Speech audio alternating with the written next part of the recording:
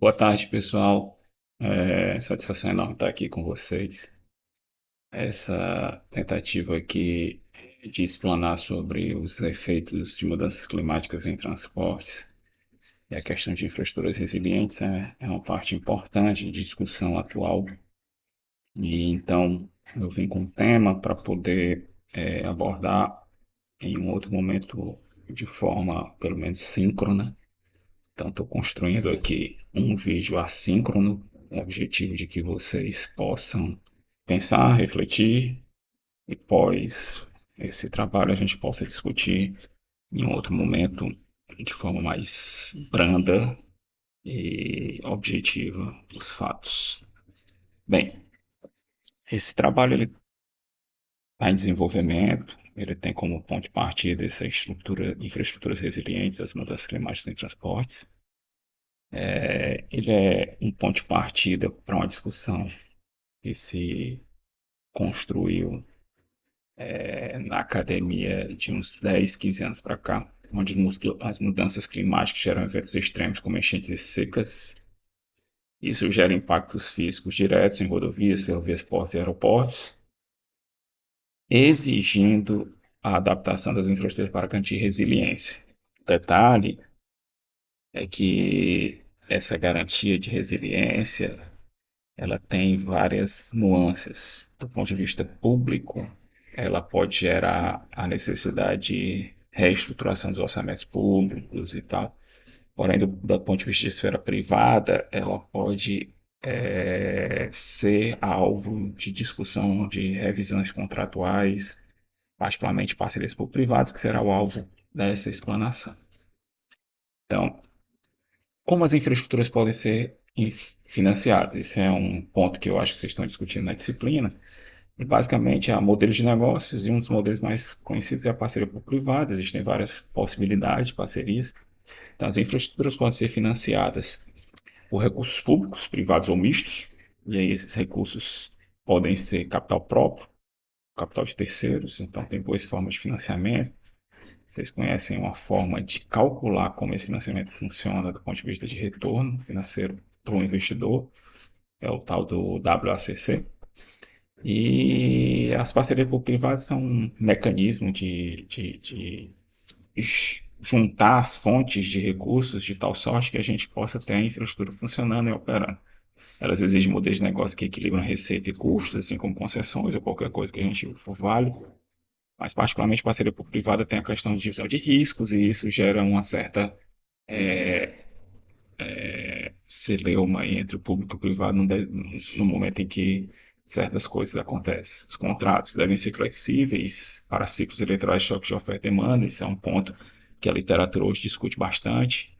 No final, eu vou mostrar alguns membros da literatura e esses indivíduos, particularmente Saussure, francês, ele discute muito que os contratos, né, muito rígidos geram problemas aí do ponto de vista de concessões e permissões e parceria público-privada. Os impactos físicos nas infraestruturas, eles ocorrem quando tem inundações e danos pistas terminais. Isso a gente viu recentemente no aeroporto lá do Rio Grande do Sul. Rodovias com bloqueio e deterioração por enchentes e deslizamentos. Deteriorização. Particularmente, tiveram os casos do Paraná recente, em que o talude foi deslocado e a interrupção da rodovia se deu durante um período. Isso gera problemas de fluxo de caixa, né? As ferrovias, com instabilidade, descarrilhamento e erosão do solo, isso pode ocorrer por conta de dilatação térmica, excesso de calor, ou até mesmo por ponto de enchente e você ter um influxo ali na infraestrutura, na superestrutura, que faz com que o equipamento e, no caso, o trilho fique descompassado com o operacional. E portos, um aumento do nível do mar, inundações na área de armazenamento ou diminuição de calado. Se for para o porto fluvial, também a gente pode ter diminuição do calado e do canal de navegação. O dentro desse contexto, que são os impactos financeiros dessas mudanças? Aumento do custo de reparo e reconstrução elevados, o que, do ponto de vista de projeto e planejamento, talvez não tenha sido pensado, por isso, tá a flexibilidade do contrato. Se tiver mudanças climáticas, a gente vai ter esse problema de um determinado ponto e isso pode gerar excessos de custo. Esses custos devem ser financiados por alguma fonte, né? Mas se não for previsível, a gente tem um grande problema. Perda de receita devido a interrupções frequentes, falei há pouco da questão rodoviária, deslizamento da luz, parada de fluxos de carros, aumento dos prêmios de seguro para infraestruturas expostas a riscos climáticos, né? Isso, de um certo modo, em regiões bem afetadas, pode gerar um aumento no valor da tarifa, tornando inviável para o contexto regional em que ela está inserida, e redução dos valores ativos, afetando o desempenho financeiro das empresas, ou seja, quando a empresa vai pedir recursos financeiros, os seus ativos já não têm tanto valor e não serve como colateral ou como fonte de sustentação do financiamento. Então, esses são impactos financeiros no primeiro momento. Para resolver esse problema, de um certo modo, a gente tem as questões de implementação de infraestruturas verdes, parques, áreas de absorção de água, entre outros.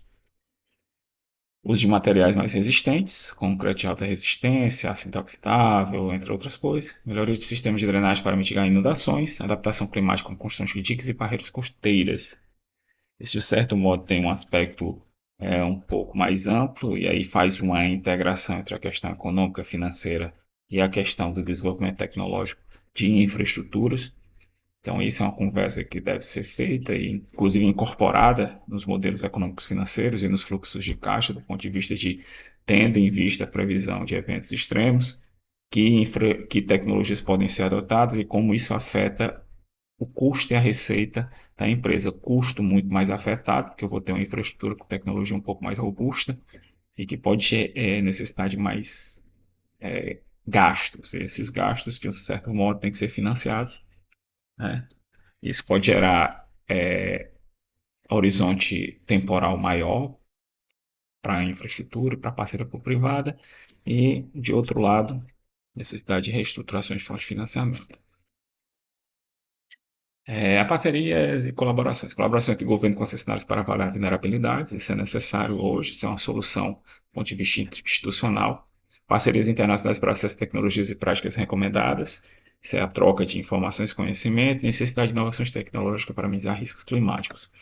De um certo modo, as questões de previsão, sistemas de aviso, sistemas de alerta, essas coisas devem ser implementadas, monitoramento contínuo das questões locais para entender como os eventos climáticos extremos podem acontecer para evitar interrupção ou para evitar deslizamentos e outras coisas mais. Esse processo ele é um pouco mais tecnológico, né? Existem estudos atuais, inclusive em Recife tem estudos mais de áreas vulneráveis, né? Mas que podem ser implementados em rodovias e essa colaboração entre governos e concessionárias para avaliar vulnerabilidades ela é muito importante, porque a questão da matriz de risco na parceria público-privada ela deve considerar essa colaboração no sentido de quem assume o colateral, quem assume o risco a um determinado processo. Essas parcerias internacionais são importantes, mas é muito porque há desenvolvimento de outras tecnologias em outros países que a gente tem que se apropriar rapidamente para poder vencer os desafios, né, dos eventos climáticos extremos. Isso tudo culmina com questões regulatórias em projetos de transportes. Isso é o grande mote desse processo. E aí leva para a discussão que a gente pode fazer na sequência.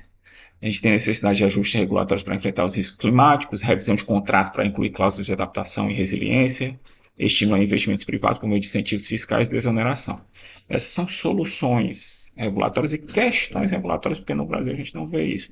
Então, deixo aqui para vocês pensarem como eu posso fazer regulamentos do ponto de vista de enfrentar os riscos climáticos, como os contratos podem ser readaptados à resiliência. A gente está num ciclo aí de revisão contratual de ferrovias, aeroportos, rodovias. Isso é importante a gente hoje inserir isso no processo.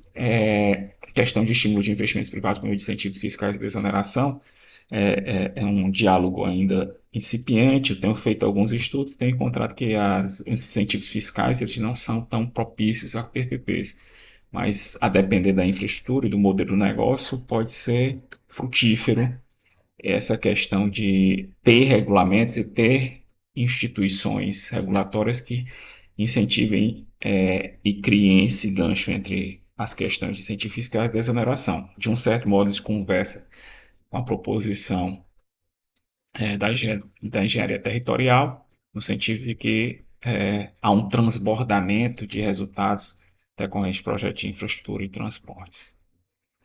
A viabilidade econômica financeira ela envolve alguma coisa mais pesada, no sentido de que a gente tem que fazer avaliações de risco econômico com base em matriz de risco financeiro, equilibrar receita projetada e custos de adaptação, né, e aí fazer N cenários, e existem técnicas mais variadas, uma viabilidade aos moldes tradicionais com valor presente líquido, taxa externa de retorno ou taxa mínima de atratividade não é suficiente para incorporar essas questões de mudança climática. Provavelmente opções reais e outros métodos devem ser adaptados. Importância da análise de variabilidade ou de viabilidade ao longo do ciclo de vida dos projetos e em diferentes momentos, pensando no contrato flexível de renegociação e revisão e os ciclos econômicos e financeiros com base no que outros autores já falaram, dentre eles Quash e Engels, que são autores que trabalham com o Banco Mundial, e a necessidade de um modelo de financiamento que leva em conta flutuações econômicas e climáticas e a questão principalmente da securitização dos projetos. Bem, terminando por aqui, esses são os meus elementos aqui que eu usei para a construção dessa apresentação. Guache, ele tem um paper de 2004 do Banco Mundial que traz as questões de renegociação de infraestrutura, ele já fazia isso, a gente está hoje trabalhando uma revisão disso com a professora Viviane e com parceiros de outros países. Engel tem dois trabalhos aí, eu utilizei os dois em estudos de parceria público-privada aqui no estado do Ceará, dentre eles questões de investimento fiscal, desoneração fiscal para projetos de energia, mas para transporte também pode servir. Tem o trabalho do Carlos Henrique, eu também faço parte. Esse trabalho a gente desenvolveu para entender as questões financeiras e precariedade financeira entre aeroportos. E isso se é um caso clássico que traz a parte econômica por trás da parceria público-privada e fala muito bem das questões de flexibilização de contrato. E aí, esses pontos são importantes para a gente tratar. Fico por aqui. Deixo o vídeo para vocês assistirem e no momento propício a gente trata dele e faz um debate indo e voltando para entender o que é que vocês entenderam, quais são os pontos a serem tratados e como a gente pode avançar em agendas de pesquisa ou questionamentos, tais como eu fiz em questão de regulação, em questão de soluções tecnológicas e outras coisas mais. Obrigado.